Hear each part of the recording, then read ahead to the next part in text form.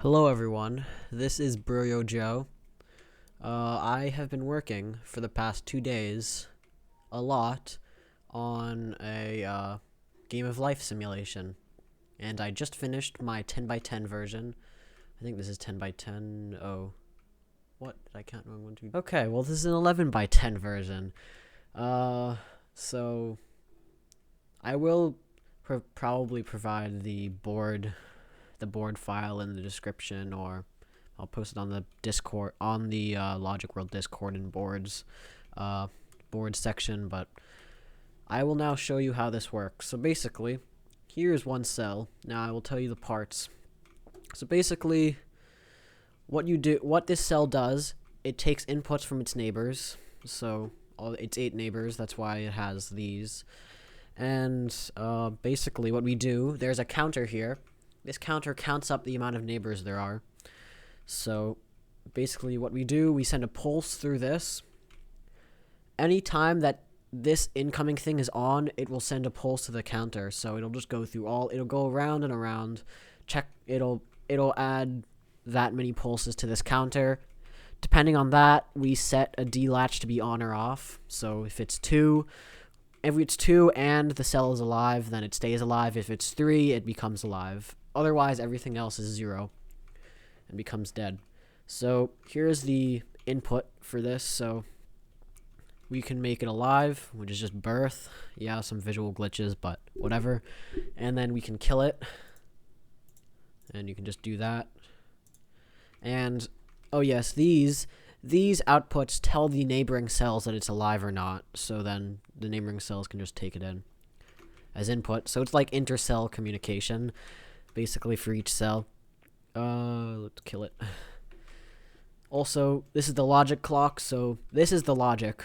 It's this simple. This part is just the biggest part because I'm not good at making counters. So I don't know. I made it this big. And not good at wiring either. This is just like a horrible mess. Oh yes, this is the counter clock. That's just the clock that'll go through all the inputs here and add 1 to the counter if any of the neighboring cells are alive. And here's the counter reset. So every time we go around once, we get the number and then we reset the counter because we don't want to be adding on to a pre-existing count, which would be bad. And so I've linked them up. So here's like the crossroads where they link up to their neighbors, and it goes all the way down here. This took a very long time to wire up because stacking is broken. And yeah, stacking, like, wires do not connect. Wires don't exist when you stack boards anymore, so I have to like place them all manually. But here's the clock. So let me turn it to like 100 ticks per second. By the way, the TUNG is TUNG has a lot of visual glitches, especially with lights. So what will happen is when like lights will just turn on randomly sometimes, and there's no error in here that's occurring.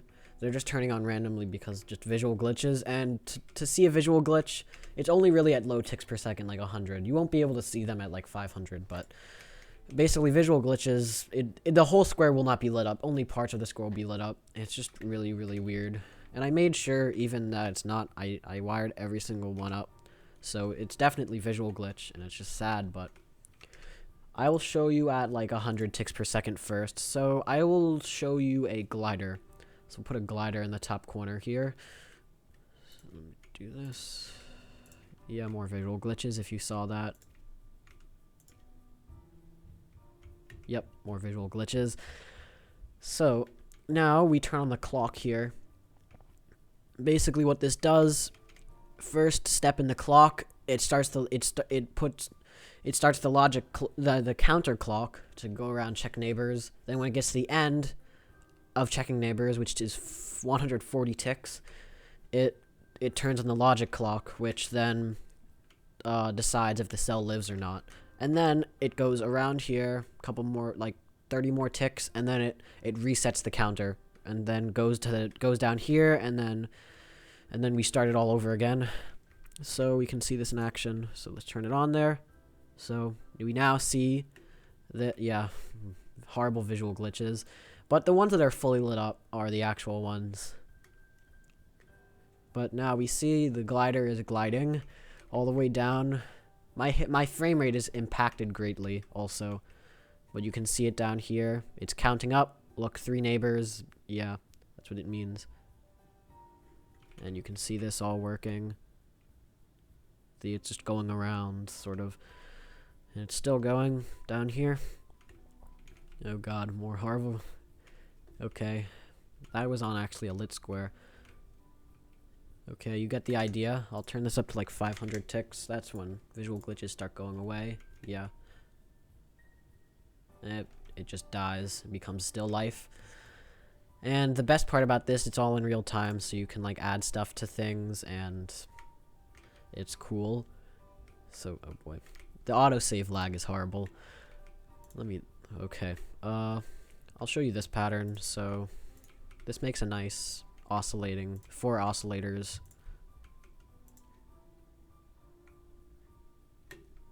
This might actually hit the border, but I don't know. No, it didn't. This one causes a lot of lag because lots of moving things, but you can see these are just oscillators, and they're oscillating. If you go inside here, you can see the logic happening. And the lights really cause frame drops, so it's good to be down here. But I need big lights. There's the only way to make it look good. And now what we can do is we can add one here. And now it's gone. Okay, good. If we add one like here, it died. Very sad. Let's do another thing. So maybe like this. This one might make something cool. Sort of like a seed. But the board isn't big enough to fit it all, which is sad. It should, if on a big enough board, this should produce like 6 gliders, but it doesn't on here. It produces 0 gliders because not enough space, but you can see it go around and do stuff. Yep, my frames are dying. I'm sorry if the video's laggy. Okay. Yeah, more visual glitches. Oscillators lag your game a lot for some reason.